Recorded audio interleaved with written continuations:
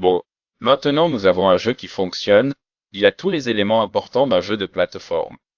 Nous pouvons collecter des points en obtenant des étoiles. Nous avons de la santé et lorsque nous descendons à 0 à partir de 3, notre joueur mourra et le jeu redémarrera. So, Nous avons donc terminé, mais ajoutons un peu plus. Par exemple, lorsque nous aurons terminé le niveau, nous voudrons peut-être passer au niveau 2, et cela me donnera l'occasion de vous montrer certaines des choses intéressantes que vous pouvez faire avec des animations, des commutateurs et des messages. Nous allons donc modifier notre jeu. Et nous allons créer le niveau 2 comme point de départ. Je vais donc descendre ici au niveau de jeu. Je vais faire New Level. Je vais lui donner un nom, niveau 2. Et j'ai changé le fond. Faisons en sorte qu'il soit clairement différent du précédent afin que nous sachions où nous en sommes. Et puis je vais charger ce niveau. Et voilà, nous avons un niveau vierge comme nous le faisions auparavant, et je peux maintenant commencer à ajouter des éléments au niveau et le construire comme nous l'avons fait dans le dernier. Je vais mettre cette vidéo en pause maintenant et construire le niveau, puis je reviendrai vers vous. D'accord. J'ai donc terminé mon deuxième niveau maintenant. Je me suis un peu emporté et j'en ai trop fait. Ne faites pas mon erreur. Faites des choses simples au début, puis vous pourrez revenir en arrière et les agrandir ou les améliorer. Faites en sorte que tout fonctionne pour commencer. Vérifiez également que vous n'avez pas rendu la tâche trop difficile. En fait, j'ai rendu ce niveau impossible. Nous avons donc un niveau fini. Maintenant, nous avons besoin d'un moyen pour notre joueur de passer du niveau 1 au niveau 2. Donc je vais faire ça tout à l'heure très simplement avec la porte. Je vais donc passer au niveau et charger le niveau 1. Maintenant, évidemment, je voudrais la porte à la fin du niveau, mais cela va rendre le test un peu difficile pour moi. Donc pour l'instant, je vais juste le mettre vers le début et je peux le tester. Je vais donc changer en pointeur, cliquer là où je vais mettre une porte, créer, faire une porte, choisir une bonne image, parcourir, menu, flux de sprites, S en bloc. Oui, c'est le cas. Je pense que je veux l'animer pour qu'il s'ouvre. Je vais donc ajouter une animation. Choisissez l'animation, nouvelle, ouverte.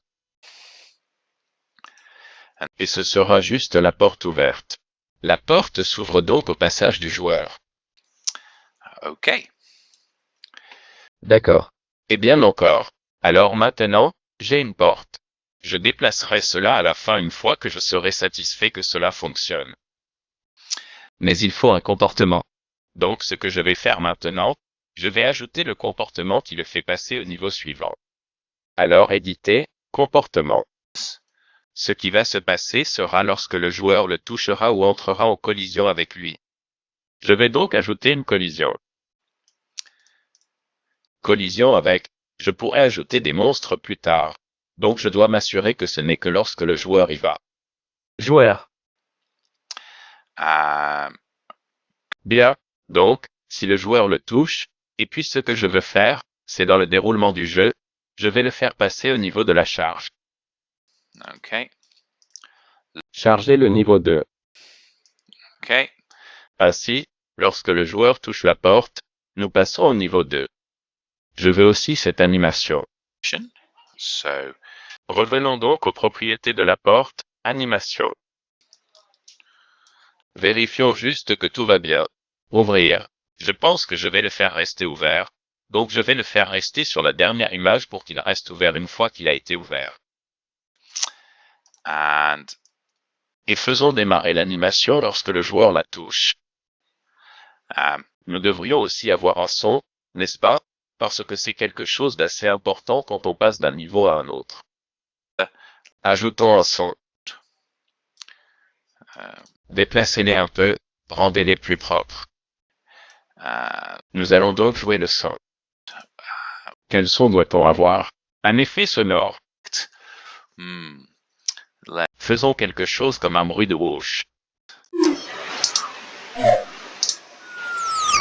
Ah, j'aime ça. Cela ressemble à un nouveau niveau. Super. Oh. D'accord. Bien. Testons donc si cela fonctionne.